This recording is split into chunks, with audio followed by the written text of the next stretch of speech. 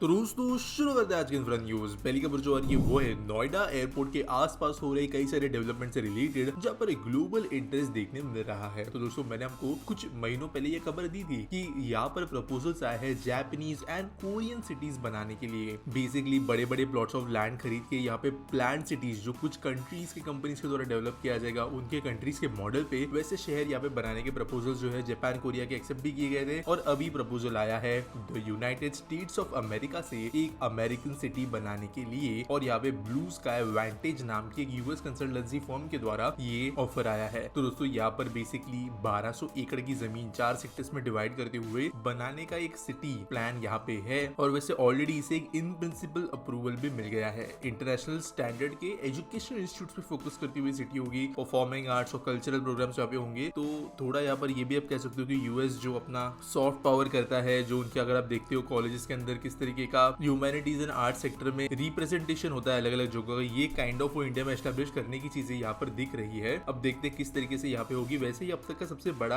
आप कह सकते हो प्रपोजल है, क्योंकि जापानीज सिटी वो 395 हेक्टेयर्स की बोली गई थी, कोरियन जो है वो 365 हेक्टेयर्स की बोली गई, तो ये कंपैरेटिवली बड़ी है। अगली खबर दोस्तों जा रही है वो है ओडिशा से, जहाँ पर जो हमारे लोकसभा स्पीकर है ओम बिरला जी, उनके द्वारा कहा गया है कि पब्लिक पॉलिसी जो है वो in terms of company building बहुत इंपॉर्टेंट है और ये उन्होंने बोला है during the inauguration of IIT school of public policy. तो बेसिकली एक इस तरीके का स्कूल है जहाँ पर जैसे सिंपली ये नाम ही बता रहा है कि पॉलिसी कैसी फ्रेम होनी चाहिए, पॉलिसी डिजाइन कैसा होना चाहिए, इन सब चीजों को देखते हुए यहाँ पर जो है बात की गई है। अगली खबर दोस्तों ये बेंगलुरु मेट्रो से, जहाँ पर इस शहर के मेट्रो रेल का अब तक का सबसे लंबा टनल जो बन रहा था वो बनाकर कंप्लीट हो गया है। तो दोस्तों फाइनल ब्रेक थ्रू यहाँ पर अचीव कर लिया है टनल बोरिंग मशीन भद्रा ने और 14 किलोमीटर की ये कंटिन्यूस टनल थी जो कि पिंक लाइन जो है यहाँ की नए फेज के अंतर्गत उसमें डे की जा रही थी। तो यहाँ पर इसके वजह से जो ये लास्ट टुकड़ा था 937 मीटर का वो कंप्लीट हो गया है। अंडरग्राउंड सेक्शन यहाँ पे 14 किलोमीटर होगा, लेकिन साथ साथ यहाँ पर टोटल टनल वैसे 21 किलोमीटर होगी, जहाँ पर दूसरे सेक्शंस भी होने वाले हैं। अगर बात करें रिकॉर्ड डिगिंग की तो यहाँ पर इस टनल बोरिंग मशीन ने एक सिंगल डे में 27 मीटर्स की खुदाई भी की थी और यहाँ पर ऑब्वियसली एक बड़ा अपग्रेडेशन है बेंगलुरु के much needed public transportation overhaul के लिए। अगली खबर दोस्तों ये GSW ग्रुप और South Korean steel giant Posco से रिलेटेड, जिन्होंने कहा है कि वो एक मेगा स्टील प्लांट बनाएंगे क्योंझर के अंदर। तो दोस्तों आप जानते हो पॉस्को उड़ीसा का जो है लंबे समय से रिलेशन है और अच्छा वाला नहीं था। मैंने इनफैक्ट एक डिटेल डॉक्यूमेंटरी बनाई थी कैसे हमने one of the biggest investments गवाई थी, लेकिन यहाँ पर फिर से